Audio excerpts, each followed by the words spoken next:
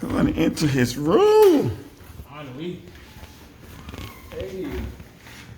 My roommate is ready. Try it again.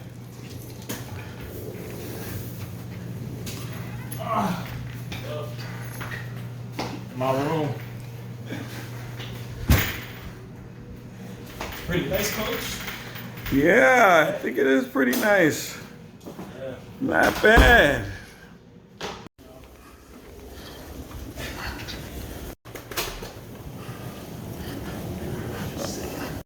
First day, it hasn't ended yet, but so far, it's been pretty good. You know, got a little tired at the beginning, but I was able to hit a 3 at the beginning off the screen, so that was pretty good. And then played really hard on the defensive end, so I feel pretty good.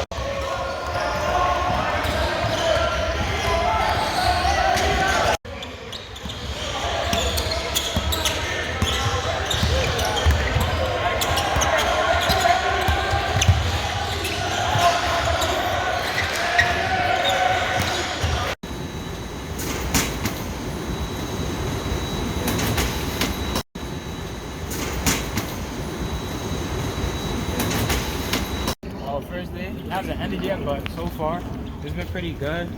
You know, got a little tired at the beginning, but I was able to hit a 3 at the beginning off the screen, so that was pretty good. And then played really hard on the defensive end, so I feel pretty good.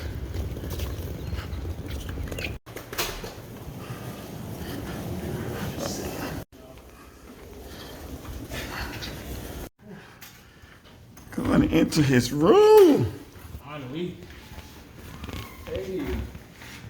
My roommate is ready. Try it again.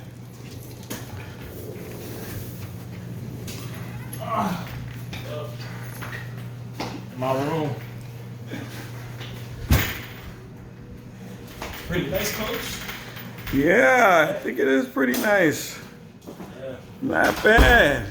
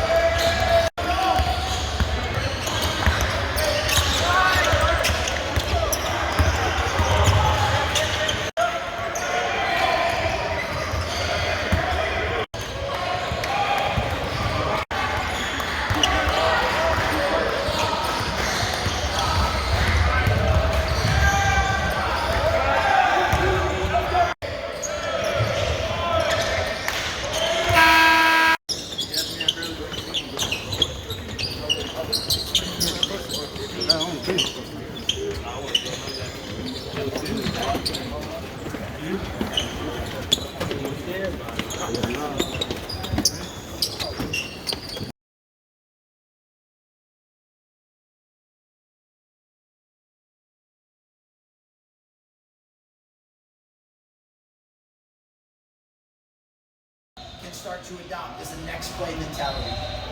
Because this will sound really weird, and this might be a tangent you don't want to go on, but we understand the name of the game is put the ball in the basket. If your children are elite level basketball players, they're going to make half of their shots, which means they miss half of their shots. And if you make half of the shots you take, you are a world-class shooter. That's how hard the skill of shooting is. And we teach children how to make shots. I'm now in the business of teaching players and teaching people how to miss shots. And why do I say that in air quotes? Because I want to see how you behave, how quickly you bounce back after a missed shot. Because if you hang your head and pout and have bad body language for 10 seconds after you miss a shot, well, if you're playing elite level basketball, your man just scored a layup on the other end because you chose to jog back on defense because you're pouting and you're in your feelings because you missed. So you not only cost us 2 points because you just missed, you've now cost us 4 points because you didn't move to the next play and play defense. And as a coach, I can't allow you to give up 4 points like that. So you're coming out and you're going to sit next to me for a little while. So we have to teach players, our children, how to move quickly to the next play. And it's really the same thing for us in every area of our life. Now there's a time to go back and break down the film and to take a look and to learn, but that's not in the moment. So quickly getting them to move to the next play is vital. So that's one thing that I would love to see your sons do, is have a next play mindset or a next play mentality. And I tell you what, it is really the definition of mental toughness. In fact, did any of you watch Game 4 last night of it? I don't know if you noticed this. It was in, I believe, the first quarter. There was a free throw being shot, and one of the guys kind of gave just a little bit of an elbow to Halliburton, and he kind of fell back and he flopped, and he got up, and he goes palms up, and he's looking at the referee. First of all, 9 times out of 10, anytime someone shows palms up, it's a sign of weakness. It's a sign of complaining. It's a sign of blaming. It's a sign of, we don't do things with our palms up. You just keep your palms down. But the commentator said something very powerful. He said, and I believe his last name is Dort, that plays for OKC. Yeah. He said, and Dort was on the record of saying, I love when I see my opponent whine to the referee because I know I'm playing someone that's mentally weak. I love when the guy I'm guarding is whining to the ref because I'm going to take his lunch because I am so much stronger than he is. And this is what I've tried to train my own children to teach them, is that when you are completely unflappable and unfazed, I don't care if I miss, I don't care if I turn the ball over, I don't care if you blow your whistle, nothing is going to affect my approach to how I'm playing the game. I'm telling you, it is the sign of strength. It is unbelievable when you do not let your circumstances in the outer world dictate your inner world. It is the definition of mental toughness. So no matter what goes on throughout a day, or throughout the game, don't ever let them read it on your face.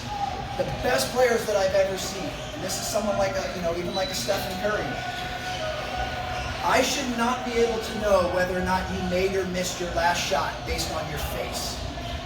I should not be able to know whether you made or missed your last shot based on your body language. If I know that you missed your last shot because you look defeated, again, I'm going to take your lunch because you're not as mentally strong as I am. And this is something that, first of all, and I believe Leadership 101, which is also Parenting 101, is we need to model the behavior we want to see in our children. We want to model the traits that we hope they would choose to emulate at some point. And Leadership 101 also dictates that you never expect something of someone else that you're not willing to do yourself. So the very first step to getting our children to move to the next play is we have to be willing to move to the next play. I can't tell my son Jack to move to the next play and then I'm yelling at the referee during most of the game. Because our kids will always do what it is that we do, it's not what we say. And most stuff, with children in particular, is caught, not taught. So you can give your kids a lecture on next play, you can send them to my YouTube channel and watch videos on next play, but if you're not modeling next play, it won't stick, and they won't live it out. So that's one of the things we have to do. So that's moving to the next play. The other thing I want you all to encourage, 5 minutes, perfect, is what I mentioned before. There's no blaming, no complaining, and no excuses. Everything is an attitude of extreme ownership. Now, I can't reiterate enough. The things that go on in this world, the things that go on in a basketball game are probably worthy of blaming, complaining, and making excuses. I would never sit here and say that those things aren't valid or those things aren't true. My assertion is that blaming, complaining, and making excuses ain't gonna make it better. And I'm not in the business of doing things that don't move me forward or don't improve where I'm trying to go. So the referee very well may have missed the call. Yes, your wrist did get slapped when you went to the basket and they didn't call it. I'm not arguing that. But you whining, complaining, showing bad body language, and yelling at the referee ain't gonna change any of it. So don't do it. If it ain't gonna move you forward, don't do it. And that is really hard to do. Let me make that other disclaimer. Please know that every single thing I've shared with you so far is very easy for me to stand up here and preach. None of this stuff is easy to do. It's not easy for me either, and I'm fairly conditioned to this. I mean, speaking of safety, I was watching a summer league game the other day, and there was a kid, felt like he was more of a football player than a basketball player, and I could tell he was trying to get under my son's skin, and he kept giving him little elbows and kept talking a little junk to him, and it took every ounce of maturity and decency I had not to say anything, because I don't want to see someone, you know, getting in my son's face, and I was so proud that he never bought into it. My son Jack, I mean, he was unbelievably stoic, and eventually the kid just stopped. Because when you have someone that's trying to annoy you and get under your skin, the best thing you can do from them or do to them is show them that it doesn't affect you. That kid wanted my son to turn around and shove him. Wanted him